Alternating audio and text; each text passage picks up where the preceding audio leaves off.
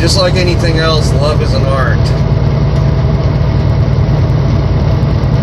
Everything in life is an art. Just like outside, that's an art. That is a beautiful scene of clouds, of mountains, snow, of open prairie land.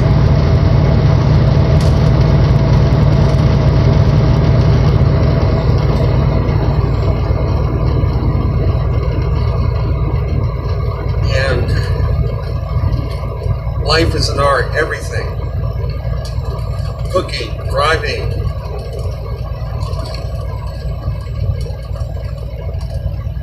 Loving another person is an art. You could just do it like totally bland, or you could put your heart and soul into it. You cook a meal, if you put your heart and soul into cooking that meal, it's going to taste delicious. If you don't put anything into it, it's not going to taste that good. It could be the same exact food. If you don't put your heart and soul into cooking it, it's going to taste like cardboard.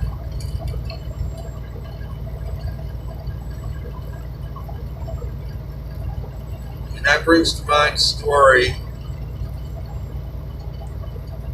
I'm dating a woman with an 8-year-old boy back in 2013, or no, not even 2000. I think it was 2012, I think. For a little while, I met her on a dating site. She had a boy who was 8 years old. They came over to my house. I cooked him a hot dog. Just a hot dog. This 8-year-old boy told me it was the best hot dog he had ever tasted. It was only a hot dog. Why? Why was it the best tasting? Because this boy sensed that I put my heart and soul into cooking that hot dog. That's why it tasted so good. It's something as simple as a hot dog. I mean, his mother cooked hot dogs for him all the time. I went to her house and she pretty frequently cooked him hot dogs. But for some reason, the hot dog that I cooked for him was the best hot dog he ever had.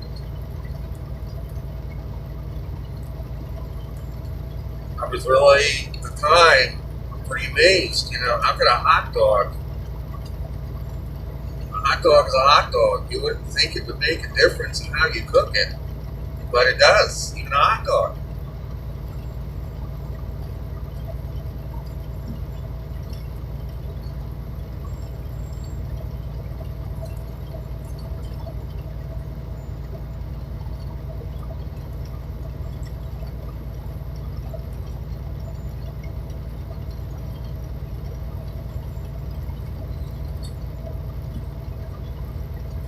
So yes, that ties in with the fact that cooking or whatever you're doing is an art. The more you put into it, the better it's going to taste, regardless of what it is. That includes relationships, that includes your job, that includes every aspect. But I'm focusing on relationships here in this discussion. If you put your heart and soul into a relationship, then the sex you have with each other is going to be wonderful. It's going to be, the woman's going to enjoy it just as much as the man does, if not even more. If both people go in with that attitude. And I'm not just focusing on the physical part, the other aspects, the emotional, mental, spiritual, as well. If you're connected on all those levels, then yeah, you're with that person 50 years, that's going to be, you see a picture, you know that they're happy with each other. It's pretty obvious by the body language, by everything else. they're aglow when they're together.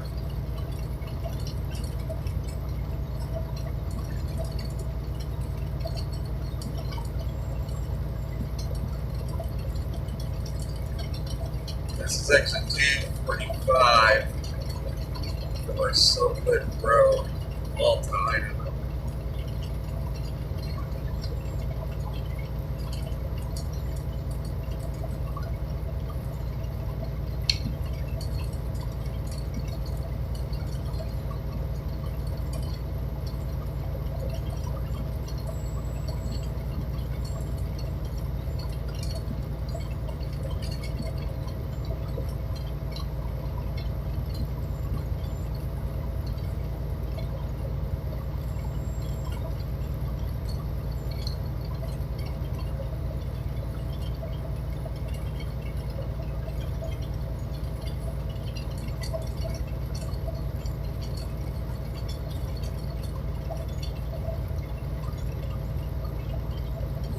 That is my discussion for today on relationships.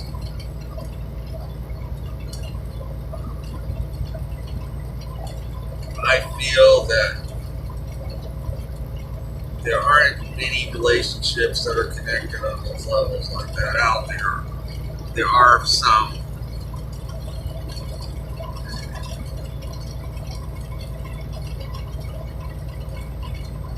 Maybe a few here and there.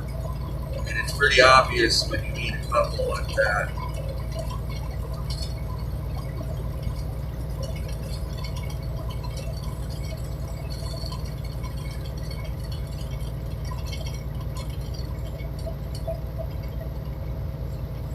Ogden, 115 more miles. That's in Utah. Tremonton, Utah, 74 more miles. So I'm getting pretty close to Utah now. Maybe another half an hour. Maybe a bit more.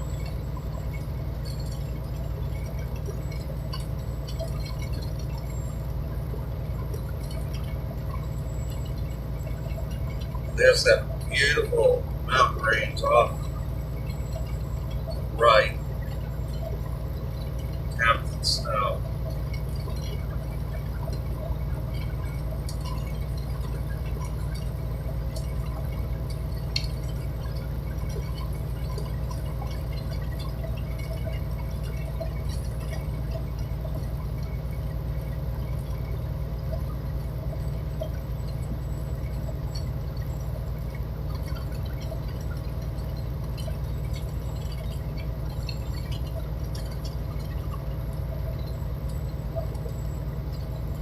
This brings me back to the original topic of the Facebook post.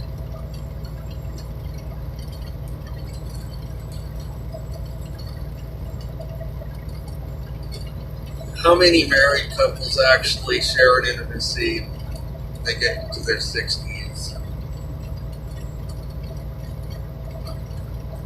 Beyond. I mean, why do people stop? You know, many guys get dysfunction. They get years. Is that really how it naturally should be? No, I don't think so.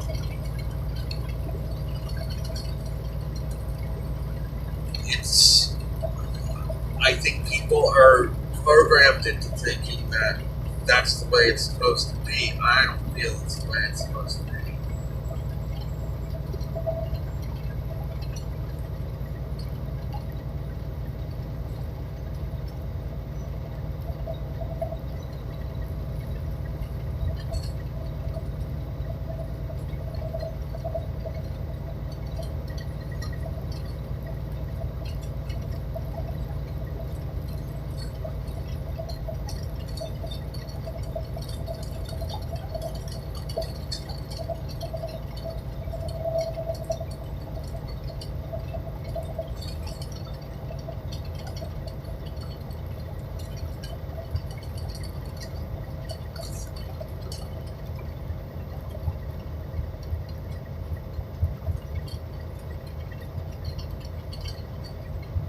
So I'm going to try to continue this video until I get at least to the state line. I don't know if I'll hold on to the signal long enough. So if this goes out, it will be because I lost the signal from here. There are a few canyons in here where it may flicker and you can go out.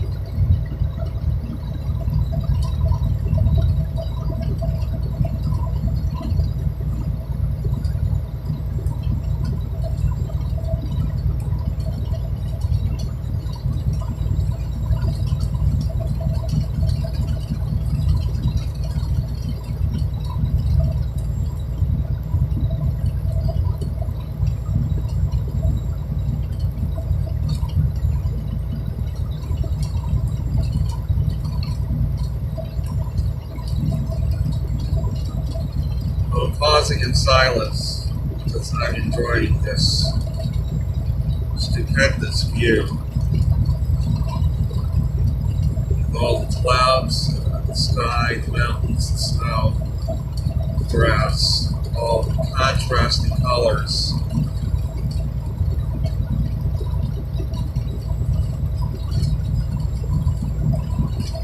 This earth indeed is a very beautiful place. A lot of people knock it.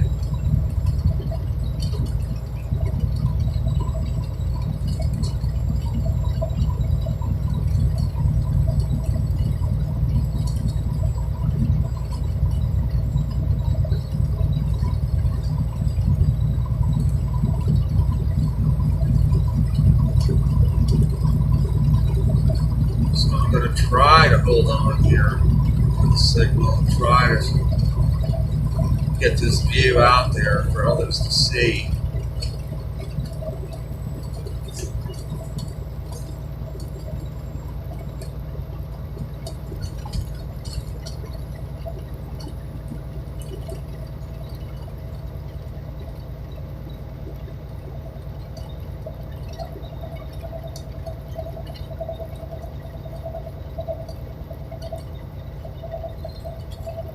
When I go through beautiful places like this, all the things that happened with my cares, the pressure I went through this morning, just, I don't even hardly remember it anymore now.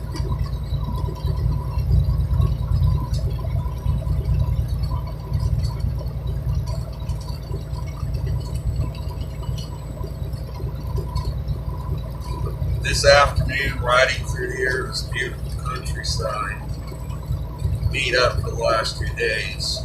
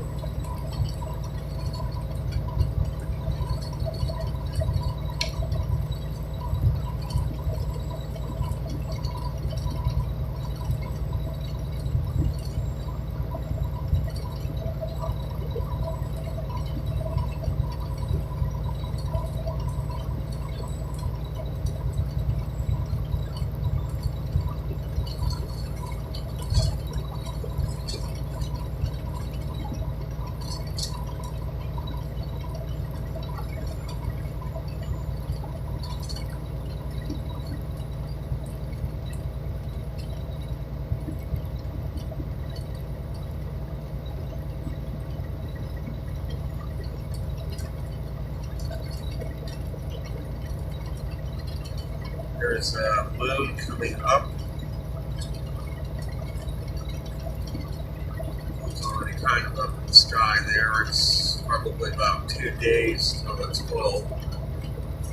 Not quite full yet, not a couple days. This is Sweetser Road. Next exit 10 miles. Nothing off this exit.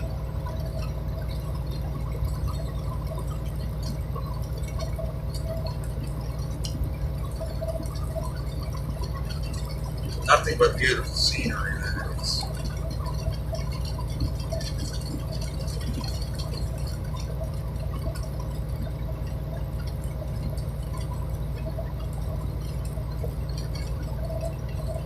Deer migration area. No surprise.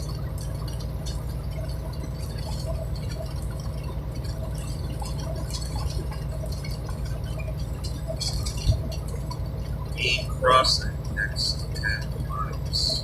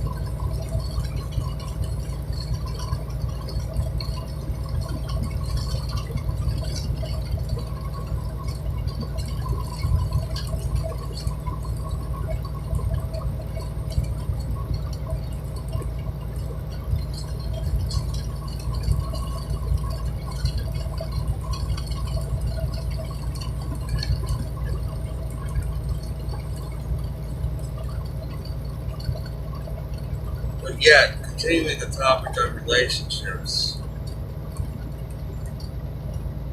does happiness depend on having a relationship to begin with?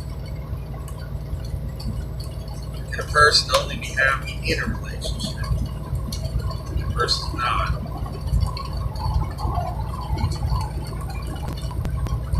Freemanton, Utah, 65 miles, and Ogden, Utah, 106 miles.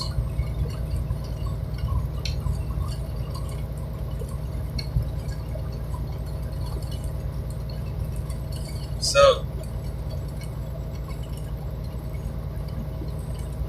is it possible to be happy not in a relationship versus being in one?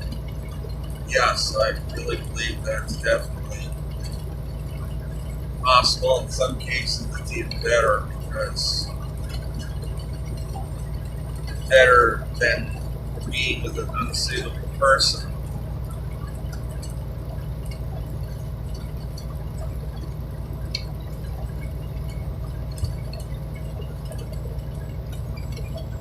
There's nothing worse than being with somebody and not being connected to that person at all. You're basically just sharing a room with them, and you're not really deeply connected in any way, shape, or form, and yet you're either married to them or living with them for a long period of time. There's just no connection. You're basically just sharing a room. You're not even having any intimacy with each other, or you don't even enjoy it. If you do, it's just something, sense of duty.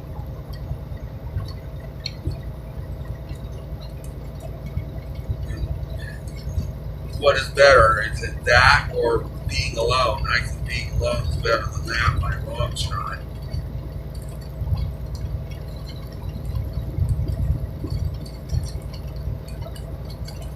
There are a lot of relationships out there that are like that.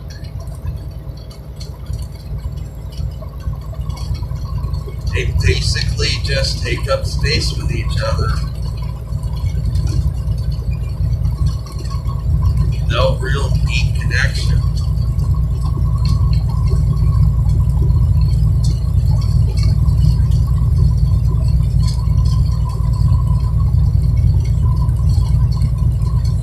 So what are we willing to settle for in relationships? Are we willing to settle for that? Or are we willing to spend time alone and wait for the person who's going to really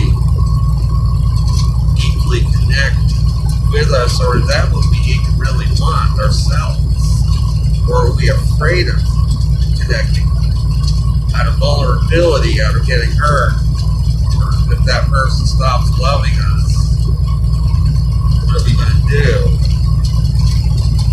Well, pain is part of life, unfortunately. Pain is just as much a part of life as joy is.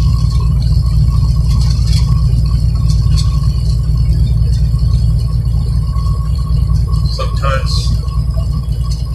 you do have to go through painful situations and acknowledge that they're painful, admit that they're painful.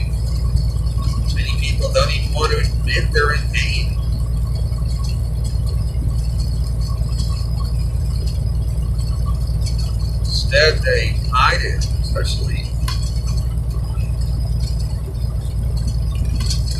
father, he broke his leg.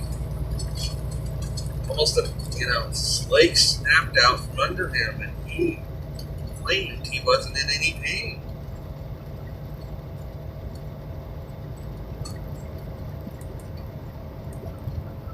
And when I heard that, I said to myself, you tell me he really wasn't in any pain? His leg snapped out from under him? Either he had to be totally numb and not to be in any pain, or he's denying he's in pain. He's not admitting it.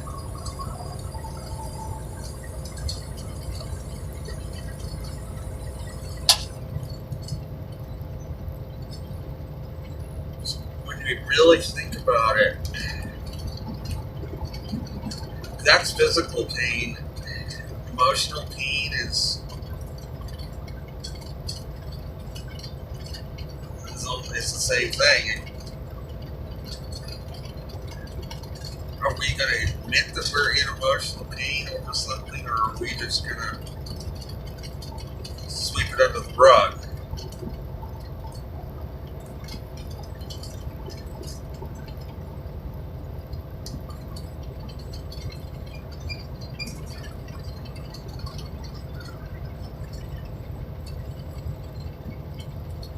Why am I bringing up pain? Because to deeply connect to somebody, you're risking pain. You're risking that other person isn't going to reciprocate. If they don't, it's going to be painful. If you really opened up to this person and they rebuff you, yeah, of course it's going to hurt.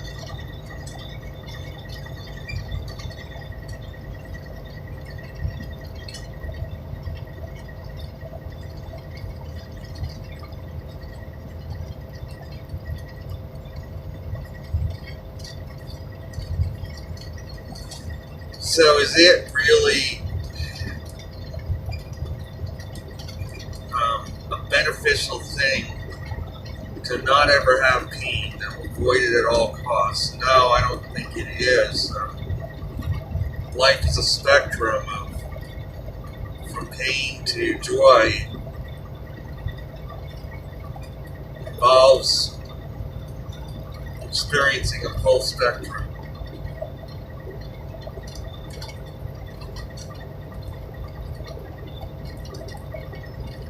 What an appropriate area to talk about this, Eric. This is one of the most beautiful areas on the planet.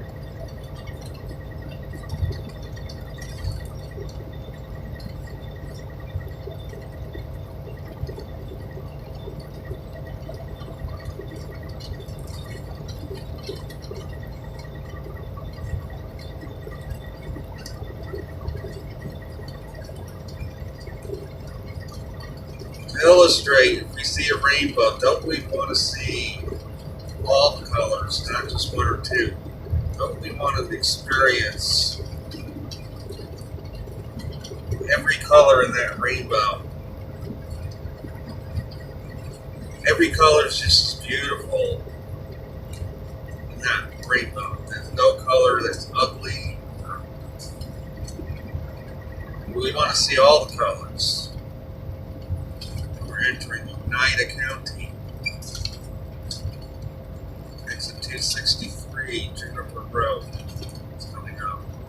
Nothing off this exit either.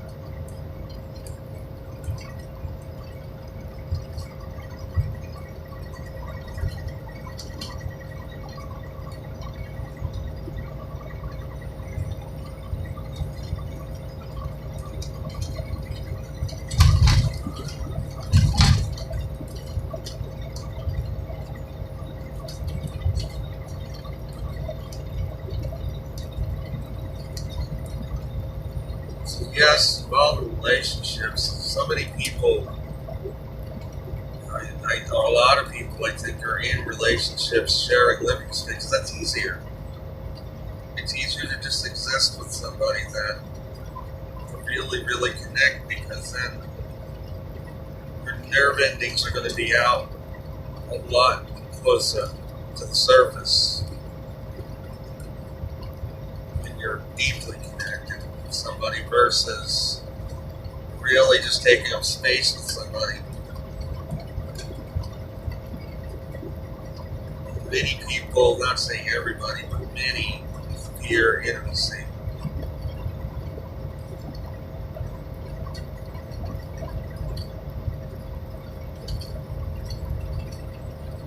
Personally, I don't. I mean, if I find myself connecting with somebody, I will make an effort to get closer. And if they don't want to get any closer, then I just leave them alone. They're not ready for either the freedom that I enjoy in my own life, or they're not ready for the intimacy level that I can offer somebody, or I'm capable of offering somebody.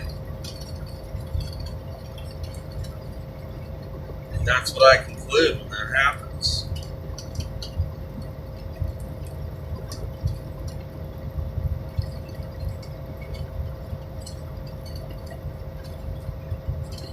There was a real stupendous view ahead of distant mountains, plains.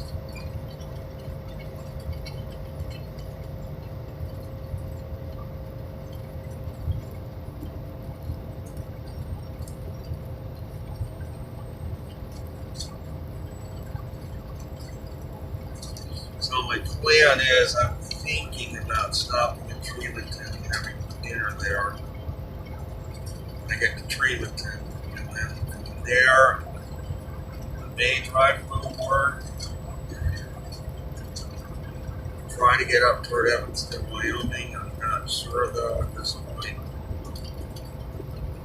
I'm going to try to have this load to New Jersey by Monday. So I really need to get some miles on my belt here.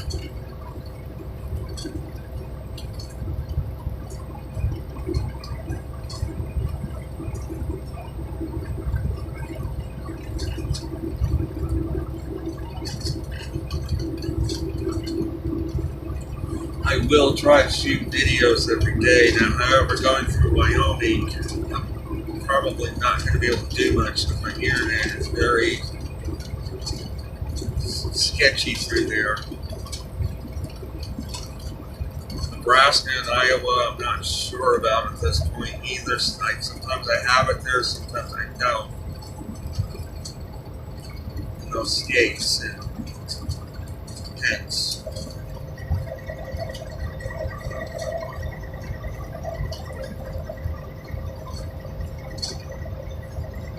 I'm going to try to keep my videos to about half an hour, maybe an hour at a time. I don't want to make them too long. Maybe one or two a day. Talking about topics that just come to my mind that particular day, or maybe not much talking at all. Depends how I feel, what's on my mind.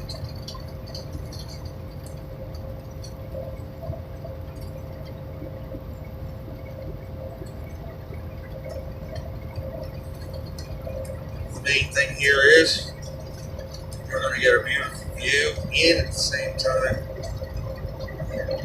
you will experience the sharing of my thoughts.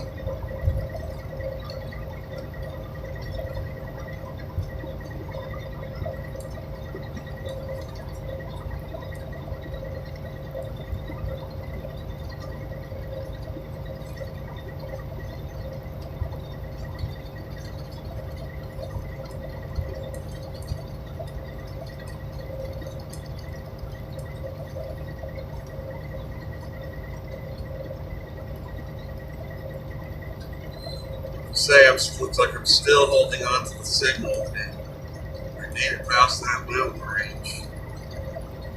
Seems like the signal is holding up so far.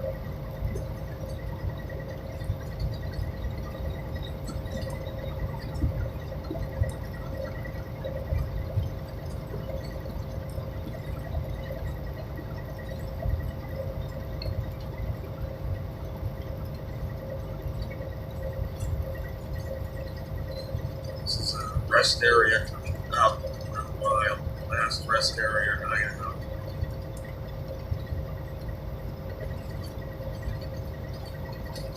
It's a geological site. Well, probably due to that mountain range. That mountain range, I believe, is probably an ancient volcano that we passed a little earlier. That was on the right. I believe it was the appearance of a volcano.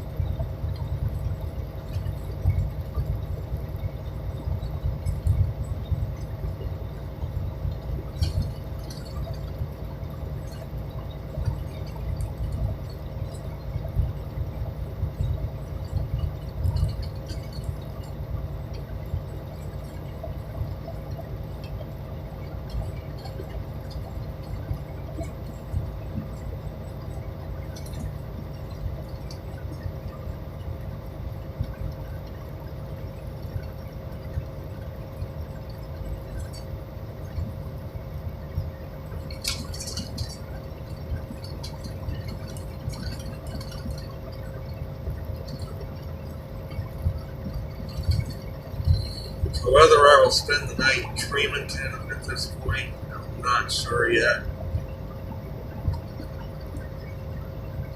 If I'm going to go any further from there or not, depends. I'm always concerned about parking, especially after sundown.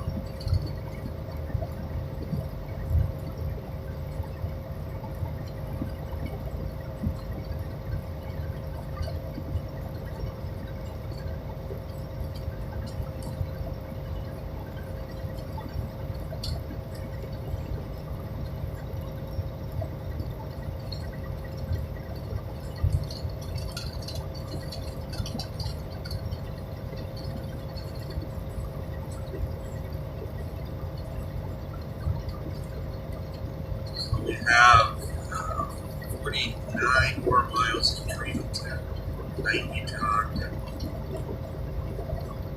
Utah, both are in Utah. We're getting pretty close to the state line.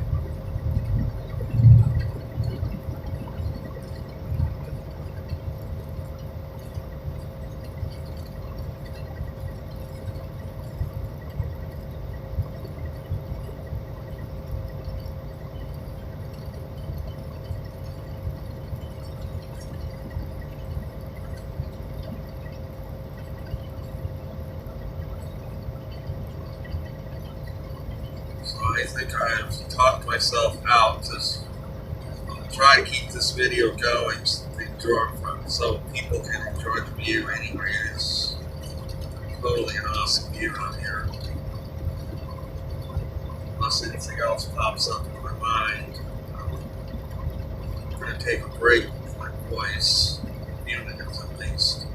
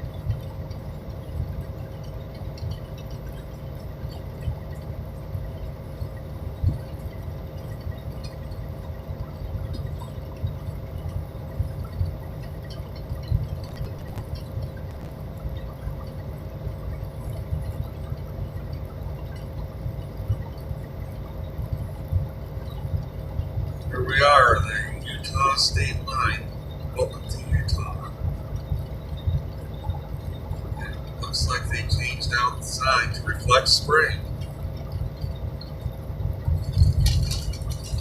Elevation 4,513 feet right here.